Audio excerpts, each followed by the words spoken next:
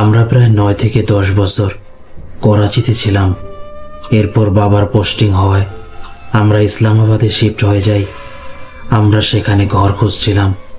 বাবা রিয়েল এস্টেটের অনেক লোকের সাথে যোগাযোগ করেন, কারণ আমরা ইসলামাবাদে নতুন ছিলাম এবং আমাদের তেমন কোনো ধারণা ছিল না। অনেক খোঁজাখুঁজির পর আমরা একটি বাড়ি পাই। আজও আমরা এই বাড়িতেই থাকি এবং আল্লাহর রহমতে এখন সব ঠিক আছে, কিন্তু শুরুর দিকে এখানে অনেক কিছু ঘটেছিল। বাড়িটি আমাদের খুব সস্তায় দেওয়া হচ্ছিল, প্রায় 12 মারলার বাড়ি, যা করাচির তুলনায় অবিশ্বাস্য রকমের কম দাম ছিল। আমরা করাচি আর ইসলামাবাদের পার্থক্যের কথা জানতাম, কিন্তু দামের এত বড় পার্থক্য দেখে খুব অবাক হয়েছিলাম। নতুন হওয়ার কারণে আমরা না বুঝেই বাড়িটি নিয়ে নেই। বাড়ির মালিক অন্য কোথাও থাকতেন এবং নিচে অন্য ভাড়াটিয়ারা থাকতেন। একটি কথা বলে রাখি, যখন আমরা মালিকের সাথে প্রথমবার বাড়িটি দেখতে আসি, ঘরটি এত বেশি নোংরা ছিল যে কল্পনাও করা যায় না। দেখে মনে হচ্ছিল বাড়িটি কতকাল ধরে খালি পড়ে আছে। যাই হোক, মালিক আমাদের আশ্বস্ত করলেন এবং ঘরটি পরিষ্কার করিয়ে দিলেন। কিছু পরিষ্কার পরিচ্ছন্নতার কাজ আমরাও নিজেরাও করলাম, কারণ আমরা ওপরতলায় থাকতাম।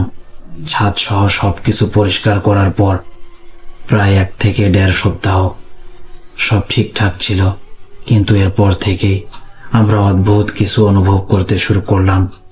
আমরা বাড়ির সবাই লক্ষ্য করলাম যে ঘরের বিভিন্ন জায়গায় প্রস্রাবের মতো কিছু একটা পড়ে থাকছে। সময়টা ছিল জুলাই থেকে আগস্ট মাস। আমরা ভেবেছিলাম হয়তো কোনো বিড়ালের কাজ, কারণ ওটা দেখতেও প্রস্রাবের মতোই ছিল, কিন্তু এর পরিমাণ ছিল অনেক বেশি, প্রায় 1 লিটারের মতো, এবং অনেকটা জায়গা জুড়ে ছড়িয়ে থাকতো। গরমকাল হওয়ায় জানলা খোলা থাকতো, তাই সবাই ভাবলো বিড়ালই হয়তো ঘরে ঢুকে এটা করছে। কিছুদিন এভাবে চলার পর আমার মা খুব বিরক্ত ও তটস্থ হয়ে পড়লেন। বারবার এই নোংরা পরিষ্কার করা সত্যি খুব কষ্টের কাজ। এরপর যখন শীত আসতে শুরু করলো, তখন এটি রোজ না হয় একদিন পর পর বা মাঝে মধ্যে হতে শুরু করলো, যদিও শুরুর দিকে প্রায় প্রতিদিনই হতো। যেহেতু শীতকাল, তাই জানলা খোলার প্রয়োজন হতো না। বাড়ির সবাই তখনও এটাকে বিড়ালের কাজ বলে বিশ্বাস করছিল, কিন্তু আমার মনে সন্দেহ জাগলো, কারণ আমি বাড়িতে কোনো বিড়াল কোনোদিন দেখিনি। দিনের বেলা যখন এটা হচ্ছে, অথচ কোনো বিড়ালকে বাড়িতে ঢুকতে বা বের হতে দেখা যাচ্ছে না। এটা কেমন কথা? আমি বাবাকে বললাম, আমার মনে হয় না এটা কোনো বিড়ালের কাজ। আপনি একবার সব দরজা জানালা বন্ধ করে পরীক্ষা করে দেখুন তো, এরপরও এমন হয় কিনা। বাবা খুব নিশ্চিন্ত মানুষ ছিলেন এবং এসব অতি প্রাকৃত বিষয়ে তার খুব একটা বিশ্বাস ছিল না, কিন্তু যা ঘটল তা ছিল অবিশ্বাস্য। একদিন আমরা সব দরজা জানালা একদম বন্ধ করে দিলাম, যাতে কোনো কিছু ভেতরে ঢোকা বা বের হওয়া সম্ভব হয় না। বিশ্বাস করুন, মাত্র 5 মিনিট পর দেখা গেল মায়ের ঘরের কার্পেটের পাশে যে খালি মেঝেটুকু ছিল, তার এক কোণে ঠিক আগের মতোই কেউই কাজ করে রেখেছে। এটা দেখে আমার অবস্থা খুব খারাপ হয়ে গেল।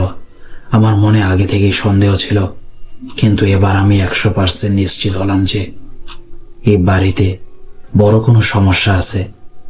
আমি যখন ওই তরলটা খুব ভালো করে পর্যবেক্ষণ করলাম, তখন আমার মনে হলো ওটা প্রস্রাব নয়, অন্য কিছু।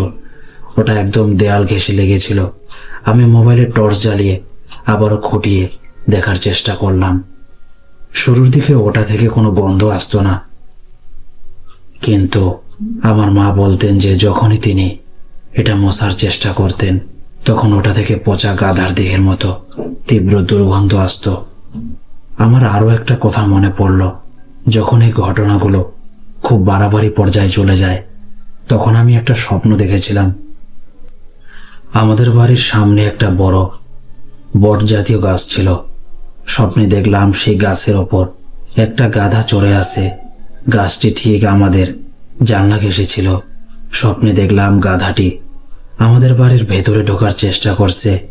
আমি মাকে স্বপ্নের কথা জানালাম, কিন্তু তিনি তখন এটাকে গুরুত্ব দেননি। যদিও আমি যা দেখছিলাম তা আমার বুদ্ধির অগম্য ছিল। এরপর দানিশ ভাই, আমার বাড়ির লোক যখন বিষয়টি নিয়ে সিরিয়াস হতে শুরু করলো, তখন ওই উপদ্রব আরো বেড়ে গেল। বিশেষ করে যখনই আমাদের বাড়িতে কোনো মেহমান থাকতে আসতো, তখনই এই ঘটনাগুলো বেশি ঘটত।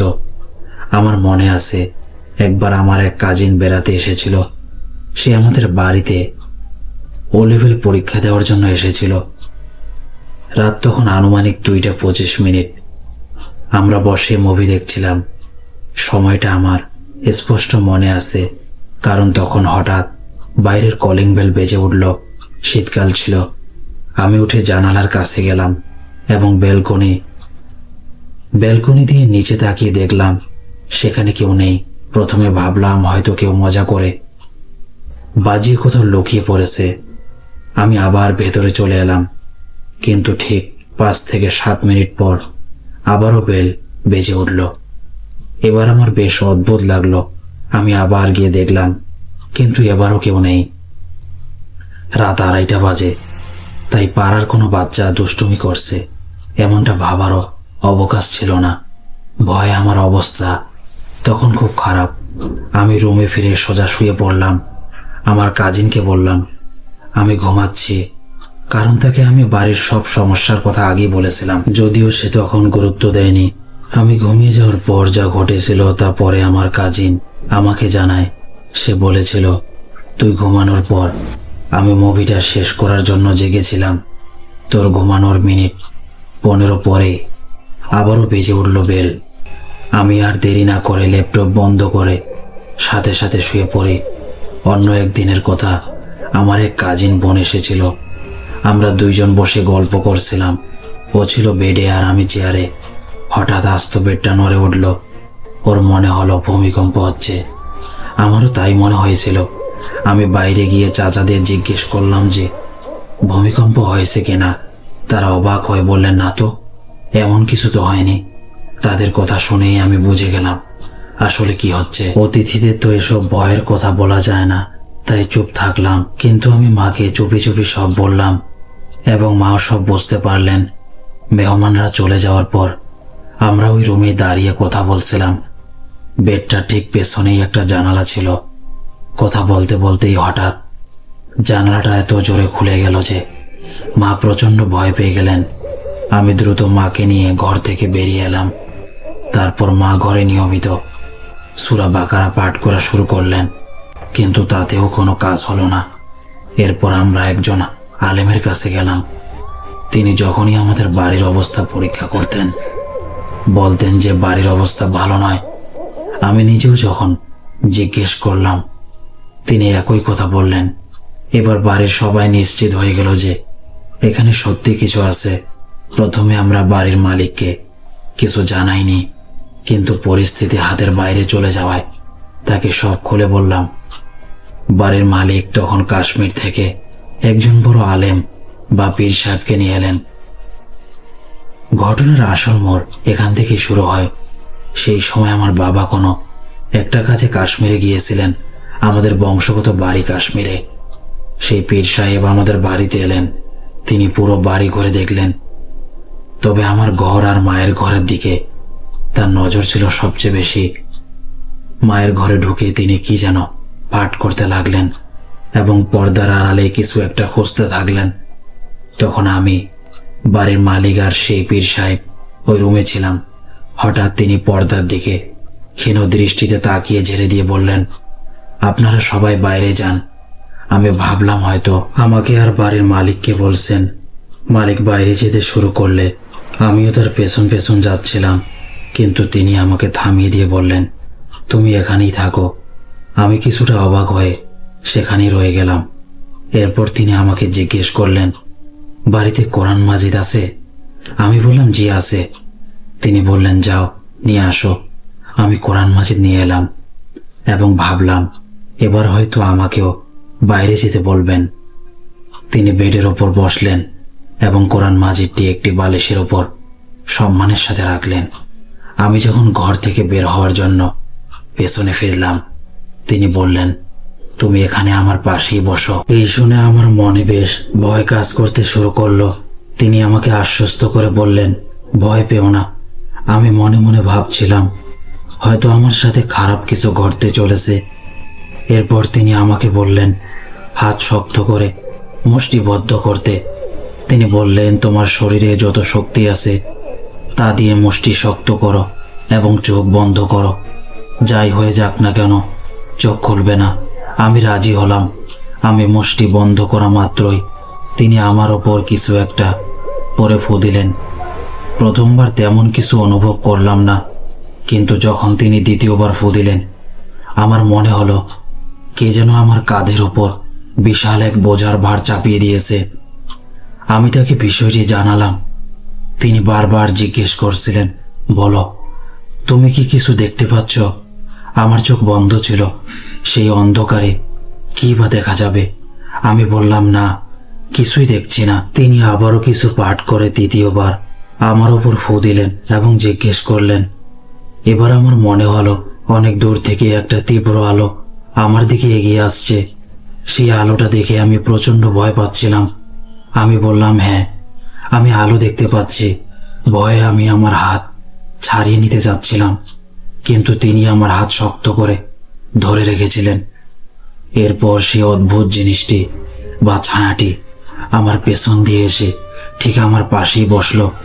এবার আমি ওটাকে স্পষ্টভাবে অনুভব করতে পারছিলাম, যদিও আমি তার চেহারা দেখতে পাইনি। পীর সাহেব তখন সেই সত্তাটিকে অনেক চাপ দিলেন কথা বলার জন্য। তখন সে জানালো যে সে আসলে একজন জিন্নি, নারী জিন। সে সেখানে তার সন্তানদের নিয়ে বসবাস করত এবং ওই নোংরাগুলো আসলে তার সন্তানরাই করত। সে ওই বাড়ি ছেড়ে যেতে চাইছিল না। এরপর পীর সাহেব তার অনুগত জিন বা মউত্তারদের ডাকলেন। তাদের একজনের নাম আমার আজও মনে আছে, আব্দুল আজিজ। আমি যখন মানসপটে পেছনে তাকালাম দেখলাম প্রচুর আলো দেখা যাচ্ছে, ঠিক যেমন হাইওয়েতে সারিবদ্ধ গাড়ির হেডলাইট দেখা যায়। এরপর একটি বিশেষ আলো এগিয়ে এলো। সেটি দেখা মাত্র ওই জিন্নিটি ভয় পেয়ে গেল এবং সেখান থেকে চলে যাওয়ার সিদ্ধান্ত নিল। পীর সাহেব আমাকে বললেন, মন দিয়ে দেখো ওরা কি করছে আর আমাকে জানাও। আমি দেখলাম বড় আলোর সাথে আরো 3 থেকে 4টি ছোট ছোট আলো এদিক ওদিকে যাচ্ছে। বিশ্বাস করুন, আমি ঘরে চোখ বন্ধ করে বসে আছি, কিন্তু আমি আমার চোখের সামনে পুরো রান্নাঘর দেখতে পাচ্ছিলাম। আমি দেখলাম সেই আলোগুলো কিভাবে রান্নাঘর দিয়ে পার হয়ে গেল। এরপর আমার ঘর থেকে বেরিয়ে সিঁড়ি দিয়ে নিচে নেমে গেল এবং আমাদের বাড়ির বাম পাশের সেই গাছটির দিকে চলে গেল। আমি তখন কোনো দুনিয়ায় ছিলাম, আর কি দেখছিলাম তা ভাষায় প্রকাশ করা অসম্ভব। পীর সাহেব তখন তার মওত্তাদকে আদেশ দিলেন, তোমরা ওদের পিছু নাও এবং দেখো কেউ ওদের পাঠিয়েছে কিনা, ওরা কোথায় গেল এবং এখন কোথায় আছে তা দেখে আসো। এখানে একটি বিষয় বলে রাখি, যে জিন্নিটি আমার পাশে এসে বসেছিল সে পালাবার জন্য আমার ওপর প্রচণ্ড চাপ দিচ্ছিল। আমার চোখের পাতা কাঁপছিল এবং মনে হচ্ছিল এখনই খুলে যাবে। আমি পীর সাহেবকে বললাম, আমার চোখ খুলে যাচ্ছে, কিন্তু তিনি কঠোরভাবে বললেন, যাই হয়ে যাক চোখ খুলবে না। ঠিক সেই মুহূর্তে আমার সারা শরীরে তীব্র যন্ত্রণা শুরু হলো।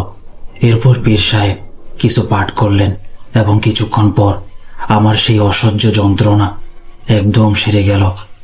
সেই রাতে আমি একটুও ঘুমাতে পারিনি। এভাবেই সকাল হলো, কিন্তু 1 সপ্তাহ পর আমার আবারও মনে হতে লাগলো যে সেই জিনিসগুলো ফিরে এসেছে। এবার তারা আমাদের বাড়ির ছাদে আস্তানা গেড়েছে।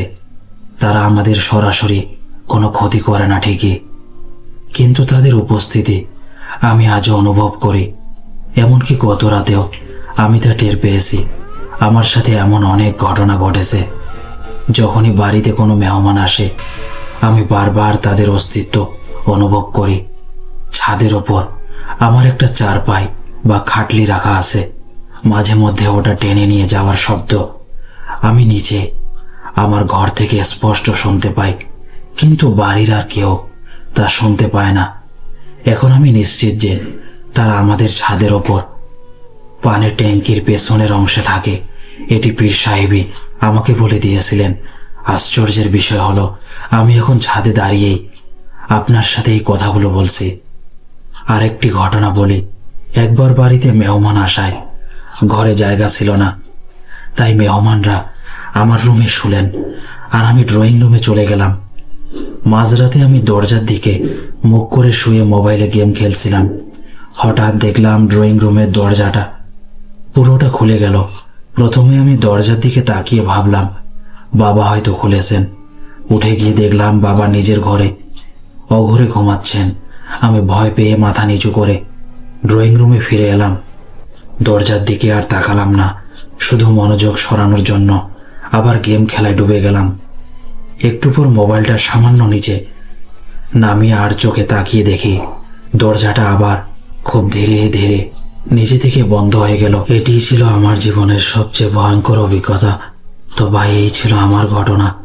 আশা করি আপনাদের ভালো লেগেছে। সবাই ভালো থাকবেন। আল্লাহ হাফেজ। প্রিয় লিসেনার্স, এবার আমরা পরের ঘটনায় চলে যাব। আমার নাম রিয়াহান। আমি মান্ডির একটি ছোট শহর থেকে বলছি। আমার বয়স এখন 20 বছর। ছোটবেলা থেকে এ পর্যন্ত যা যা ঘটেছে তার সব কিছুই আপনাকে বলতে চাই। এটি 2015 বা 2016 সালের কথা। আমার বোন তখন অনেক ছোট। আমরা এখন একটি বাড়িতে থাকতাম যার নিচে সুড়ঙ্গের মতো একটি রাস্তা ছিল এবং গলিটা ছিল ঘুটঘুটে অন্ধকার। দিনের বেলাতেও সেই গলি দেখলে ভয় লাগতো, আর রাতে তো তা অবর্ণনীয় ভয়ঙ্কর হয়ে উঠত। আসলে ওই বাড়িটাই ছিল সমস্যাযুক্ত। আমরা যখন ওখানে থাকতে গেলাম, অনেক মানুষ আমাদের সাবধান করে বলেছিল যে এই জায়গাটি মোটেও ভালো নয় এবং আমাদের অন্য কোথাও চলে যাওয়া উচিত। কিন্তু সেই সময় আমাদের কিছু সীমাবদ্ধতা থাকায় বাবা বললেন আপাতত কিছুদিন এখানেই থাকতে হবে। শুরুর দিকে সব ঠিকঠাক ছিল, কিন্তু মা যখন রাতে বাথরুমে যেতেন তখন ধীরে ধীরে সেই সত্তাগুলো নিজেদের অস্তিত্বে জানান দিতে শুরু করলো। মাঝরাতে মা যখনই বাথরুমে যাওয়ার জন্য উঠতেন, দেখতেন আমার ছোট বোন এদিক থেকে ওদিকে ঘুরে বেড়াচ্ছে। মা যখন ওকে ডাক দিয়ে বলতেন এখানে কেন, গিয়ে শুয়ে পড়ো, তখন পরের মুহূর্তেই দেখা যেত সেখানে কেউ নেই।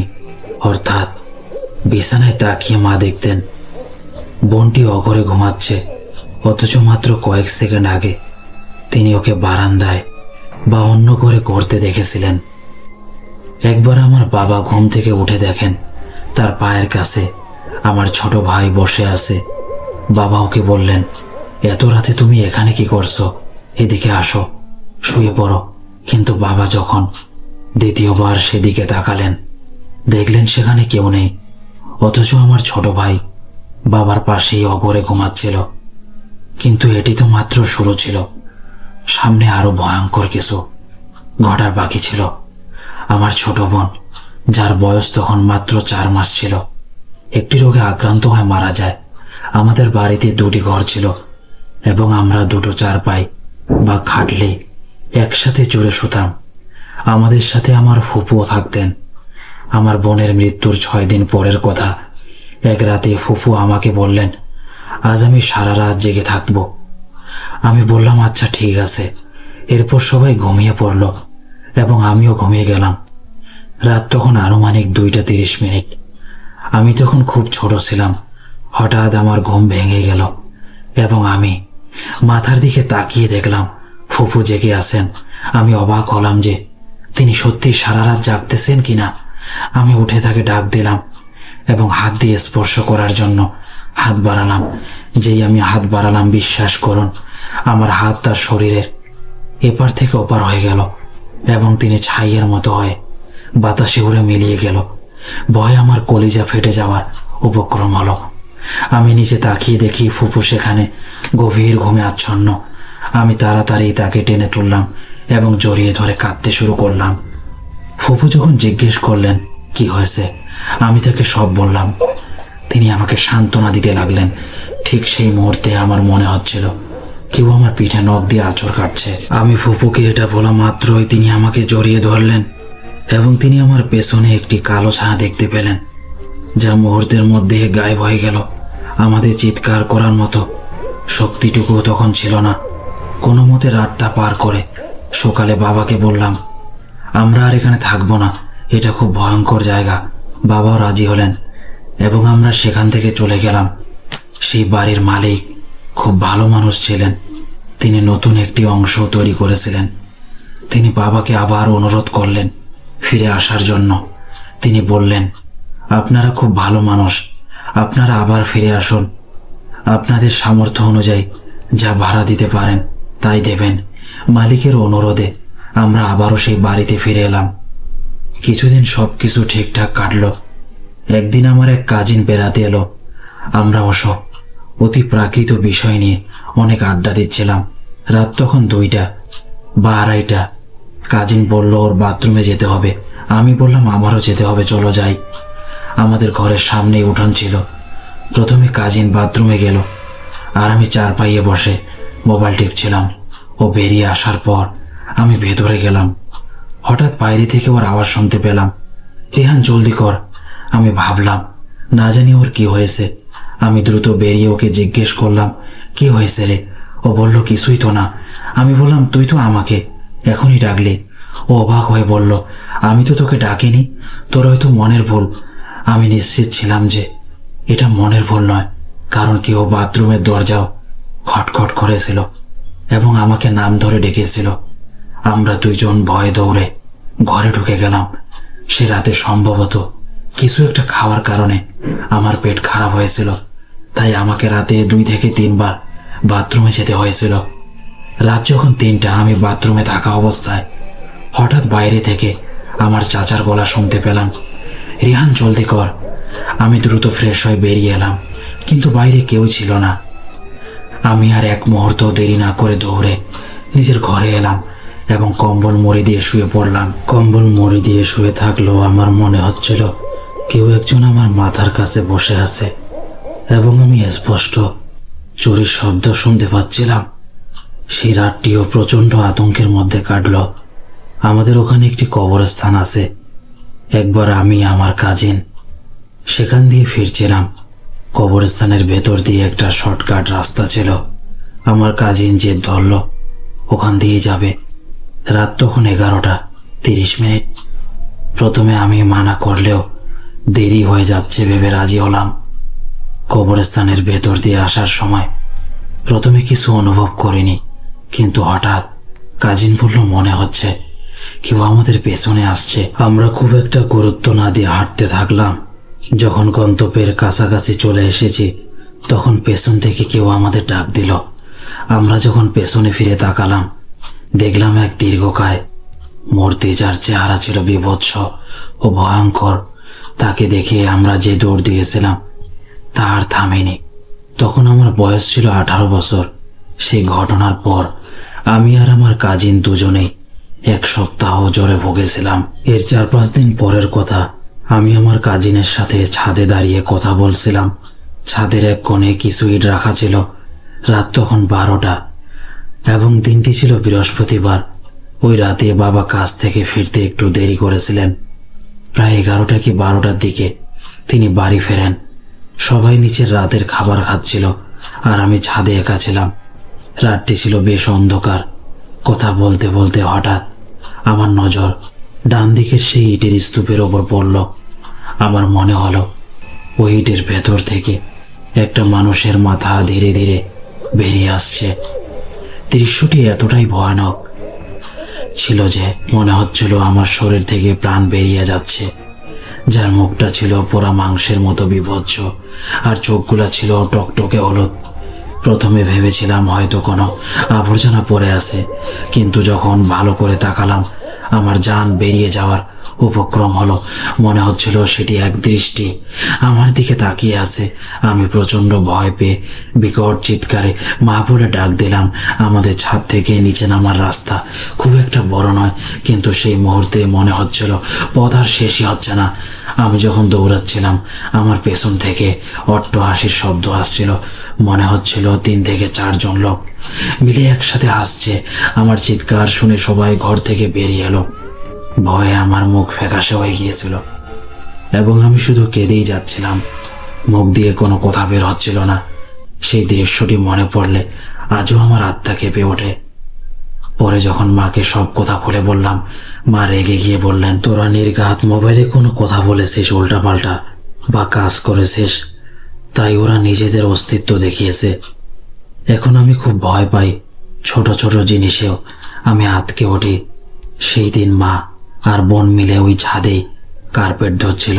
মা আমাকে শুধু টর্চটা ধরতে বলেছিলেন, কিন্তু আমি সেখানে এক মুহূর্ত দাঁড়িয়ে থাকতে পারিনি। সেই মণ্ডটা এতটাই ভয়ানক ছিল যে আজও তা মনে পড়লে আমি শিউরে উঠি। এই ছিল আমার জীবনের কিছু ঘটনা। ভালো লাগলে শেয়ার করবেন। আল্লাহ হাফেজ। প্রিয় লিসেনার্স, এবার আমরা আরেকটা ঘটনার দিকে চলে যাই। কল্পনা করুন, আপনি আপনার রান্নাঘরে আছেন এবং থালা বাসন ধোয়া বা রান্নায় ব্যস্ত। আপনার রান্নাঘরে একটি জানালা আছে যা দিয়ে বাইরের এলাকা দেখা যায়। বাড়ির ঠিক বাইরেই একটা জঙ্গল, যেখানে ঘুটঘুটে অন্ধকার। কাজ করতে করতে অনেকক্ষণ পার হয়ে গেছে এবং আপনার খেয়ালই নেই যে জানালার ওপাশে কি আছে। হঠাৎ আপনার মনে হলো কেউ একজন ওই জানালা দিয়ে বাইরে থেকে আপনাকে লক্ষ্য করছে। আপনি যখন জানালাটির দিকে তাকালেন, দেখলেন সত্যি কেউ একজন দাঁড়িয়ে আপনাকে দেখছিল এবং আপনার নজর পড়া মাত্রই সে আড়ালে চলে গেল। একবার ভাবুন তো, তখন আপনার মনের অবস্থা কি হবে? এমনই কিছু বাস্তব ঘটনা মানুষ আমার সাথে শেয়ার করেন এবং আমি সেগুলো আপনাদের শোনাই। চলুন আজকের ঘটনার দিকে যাওয়া যাক। আমার নাম দানিশ, বাড়ি ঝঙে। আমার একটি ডেস্পেস কোম্পানি আছে। আমরা সোমবার থেকে শুক্রবার পাকিস্তান থেকে ইউএস ডেস্পেসে কাজ করি। আমাদের পুরো রাত জেগে কাজ করতে হয় এবং দিনের বেলা ঘুমাতে হয়। তাই প্রতি সপ্তাহে আমি বন্ধুদের সাথে কোথাও যাওয়ার পরিকল্পনা করি। আমাদের 5 জনের একটা গ্রুপ আছে। আমার সাথে একজন ডেস্পেস কলিগ, একজন আইনজীবী, একজন মেডিকেল রিপ্রেজেন্টেটিভ এবং একজন ছাত্র আছে। যেহেতু আমরা সারা সপ্তাহ রাতে কাজ করে ভীষণ ক্লান্ত থাকি, তাই আমরা শহরের আশেপাশে কোনো গ্রামীণ পরিবেশের জায়গা বেছে নিই। আমাদের কোনো ভৌতিক বা হন্টেড জায়গায় যাওয়ার শখ নেই, আর সেটা আমাদের শখের মধ্যেও পড়ে না। আমরা শুধু শহর থেকে কিছুটা দূরে গিয়ে আনন্দ করতে চাই। এই সপ্তাহে আমরা ঠিক করলাম যে আমাদের বাড়ি থেকে প্রায় 6 থেকে 7 কিলোমিটার দূরে ঠাট্টামালা নামে একটি স্টেশনে যাব। এটি বেশ সুন্দর এবং ঐতিহ্যবাহী একটি স্টেশন। সেখানে আমাদের আগেও যাওয়া হয়েছে। এমনকি সেখানে আমরা বন্ধুদের নিয়ে রান্নাবান্নাও করেছি। সেই দিন আমাদের সাথে আরও কিছু বন্ধু ছিল। দিনের বেলা রান্না শেষ করে আমরা মাগরিবের আগেই ফিরে এসেছিলাম। সেবার সেখানে সরকারি একজন কর্মচারীর সাথেও আমাদের আলাপ হয়েছিল। আমাদের শহর ছোট হওয়ায় তিনি আমাদের চিনতেন। তিনি জানিয়েছিলেন যে তিনি অমুক মহল্লার বাসিন্দা এবং এখানে তার পোস্টিং হয়েছে। সেই স্মৃতি থেকেই আমাদের মাথায় ছিল যে এই জায়গাটিতে কিছুটা সময় কাটানো যায়। দিনটি ছিল 25শে অক্টোবর, শনিবার। দুপুর আনুমানিক 2টার দিকে আমরা 5 বন্ধু রওনা হলাম। 45 মিনিটের পথ পাড়ি দিতে আমাদের প্রায় 1 ঘন্টা লেগে গেল, কারণ রেল লাইন আর আশেপাশের গ্রামের দৃশ্যগুলো এত সুন্দর ছিল যে ছবি তুলতে তুলতেই আমরা এগোচ্ছিলাম। অবশেষে আমরা সেখানে পৌঁছালাম। সেখানে বসার জন্য কিছু চারপাই বা খাটলি রাখা ছিল। সেই দিন সেই লোকটি সেখানে ছিলেন না, কারণ বন্যার কারণে রেল লাইনের রাস্তা কেটে দেওয়া হয়েছিল, তাই সেখানে কোনো ট্রেন চলাচল করছিল না। যাই হোক, আমরা বিকেল 3টে নাগাদ সেখানে পৌঁছালাম। কিছুক্ষণ বসলাম, ছবি তুললাম। এসব করতে করতে সময়ের খেয়ালই ছিল না। দেখতে দেখতে মাগরিবের সময় হয়ে গেল। আমরা ভাবলাম অন্ধকারেই এখানে কিছুক্ষণ বসি, তারার ভিডিও বানাবো। বেশ ভালোই লাগছিল। আর তখনও খুব একটা শীত পড়েনি, কিন্তু মাগরিবের পর থেকেই চারপাশ নিঝুম হতে শুরু করলো। স্টেশনের পাশেই একটা ছোট মসজিদ ছিল। এর আশেপাশে কোনো জনবসতি নেই, যা আছে তা বেশ খানিকটা দূরে। স্টেশনের দেয়াল ঘেঁষে আমার এক বন্ধু বসেছিল। আমি আর বাকি দুই বন্ধু চার পায়ের উপর ছিলাম। আমাদের ঠিক পেছনেই চার দেয়াল ঘেরা ছোট ওই নামাজ পড়া জায়গাটি ছিল, যেখানে অজু করার জন্য একটি কলও লাগানো ছিল। হঠাৎ দেখলাম পাশে বসে থাকা বন্ধুটি বারবার মোবাইলের টর্চ জ্বালিয়ে পেছনের দিকে আলো ফেলছে। 2 থেকে 3 বার এমন করতে দেখে আমি তাকে জিজ্ঞেস করলাম, কি রে, কি দেখছিস? ও বলল, দানিশ ভাই, পেছন থেকে কেমন যেন শব্দ আসছে, মনে হচ্ছে কেউ একজন ওখানে ঘুরে বেড়াচ্ছে, তাই চেক করছি। আমি বললাম, আওয়াজ দিয়ে দেখ না, কেউ আছে কিনা। আমরা চিৎকার করে ডাক দিলাম, কিন্তু ওপাশ থেকে কোনো সাড়া এলো না। সত্যি বলতে তখন আমাদের মাথায় ভূত প্রেত বা অতি প্রাকৃত জিনিস চিন্তায় আসছিল না। আমরা তখন হাসাহাসি আর আড্ডায় মগ্ন ছিলাম। যখন আমরা একটু বেশি শোরগোল শুরু করলাম এবং একে অপরকে নিয়ে মজা শুরু করলাম, ঠিক তখনই আমাদের মনে হলো কেউ যেন ওখানে শুকনো কাঠ বা ডালপালা কুড়াচ্ছে। আমার মনে হলো হয়তো কোনো পশু বা পাখি হবে, কিন্তু শব্দের তীব্রতা বাড়ার সাথে সাথে আমাদের মনোযোগ সেদিকে চলে গেল। আসলে আমরা যে যুগে বসবাস করি সেখানে এসব সহজে বিশ্বাস হতে চায় না। আগেকার দিনে বড়দের মুখে এসব ঘটনা শুনতাম ঠিকই, কিন্তু বাস্তবে এমন কিছু হতে পারে তা মাথায় আসছিল না। আমরা শেষমেশ উঠে গিয়ে পুরো এলাকারই চেক করলাম, কিন্তু সেখানে কিছুই ছিল না। না কোনো মানুষ, না কোনো প্রাণী। কিন্তু অদ্ভুত ব্যাপার হলো, যখন আমরা আবার এসে বসলাম, হঠাৎ আমার মনে একটা কু ডাকলো। আমি বললাম, ভাই, মাগরিব হয়ে গেছে, এই স্টেশন একদম জনশূন্য, এখানে অন্য কিছুর আনাগোনা থাকতেই পারে। যেই আমাদের সবার মন সেদিকে গেল, অমনি এক অদ্ভুত ভয় আমাদের গ্রাস করতে শুরু করলো। আর ঠিক সেই মুহূর্তে আমরা স্পষ্ট অনুভব করলাম যে ওখানে সত্যি কিছু একটা আছে। ভয়ে আমরা 1 সেকেন্ডও দেরি করলাম না। দ্রুত বাইক স্টার্ট দিয়ে সেখান থেকে বের হওয়ার চেষ্টা করলাম।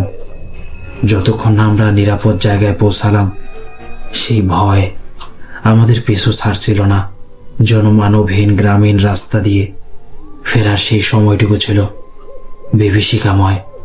কখনো কখনো এমন কিছু অভিজ্ঞতা হয় যার ভয় দীর্ঘক্ষণ তাড়া করে বেড়ায়। এটি একটি ছোট ঘটনা হতে পারে, কিন্তু আপনার চ্যানেলে যা শোনানো হয় তার মতোই এটি পুরোপুরি সত্য।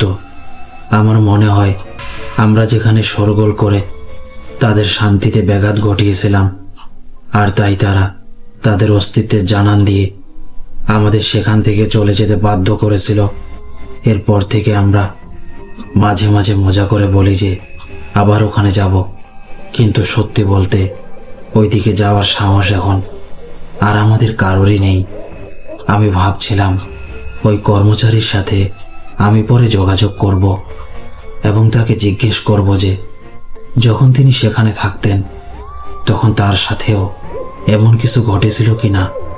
আমি পরে অনেক ভেবে দেখেছি, যদি কোনো পশু হতো তবে তা আমাদের চোখে পড়তো, আর মাগরিবের পর সেখানে কোনো পাখি থাকার কথাও নয়। কিন্তু সেখান থেকে স্পষ্ট কাঠ কাটার শব্দ আসছিল, ঠিক যেমন কুড়াল দিয়ে কাঠ কাটলে শব্দ হয়। যখন আমরা বাইক নিয়ে বের হচ্ছিলাম তখনও আমরা বাইকের আলো সেই দিকে ফেলে চেক করেছি যে হয়তো কোনো শিশু বা বৃদ্ধ স্টেশন থেকে কাঠ কুড়াচ্ছে, কারণ গ্রামে তো গ্যাসের সুবিধা থাকে না। কিন্তু অবাক করার মতো বিষয় হলো, আমরা তন্ন তন্ন করে খুঁজেও সেখানে কাউকে দেখতে পাইনি। মসজিদের সেই 4 দেয়ালের সামনে কিছু শুকনো গাছ ছিল এবং তারপরেই ছিল খোলা মাঠ। সেখান থেকেই শব্দগুলো আসছিল, কিন্তু আমাদের আর সাহস হয়নি যে সামনে গিয়ে সব কিছু পরীক্ষা করি। ভয়ের সেই পরিবেশে আমরা মনে করলাম যে ওখান থেকে চলে যাওয়াই সবচেয়ে ভালো। আমাদের জন্য সেই অভিজ্ঞতা ছিল অত্যন্ত ভয়ঙ্কর। ফেরার পথেও আমাদের কারো সাহস ছিল না যে বাইক দ্রুত চালিয়ে আগে বেরিয়ে যাই। আমরা 5 বন্ধু একসাথেই ফিরেছি এবং সেই স্মৃতি আজও আমরা বলতে পারিনি। এটাই ছিল একটি ছোট সত্য ঘটনা। ভালো লাগলে শেয়ার করবেন। আল্লাহ হাফেজ। প্রিয় লিসেনার্স, আশা করি আজকের ঘটনাগুলো আপনাদের ভালো লেগেছে। ঘটনা ভালো লেগে থাকলে ভিডিওটি লাইক দিতে ভুলবেন না। আর আপনি যদি চ্যানেলে নতুন হয়ে থাকেন তবে চ্যানেলটি সাবস্ক্রাইব করে নিন। বেল আইকন প্রেস করে অল নোটিফিকেশন অন করে দিন। পরবর্তী সব ঘটনার নোটিফিকেশন সবার আগে আপনার কাছে পৌঁছে যাবে। সবাই ভালো থাকবেন। আল্লাহ হাফেজ।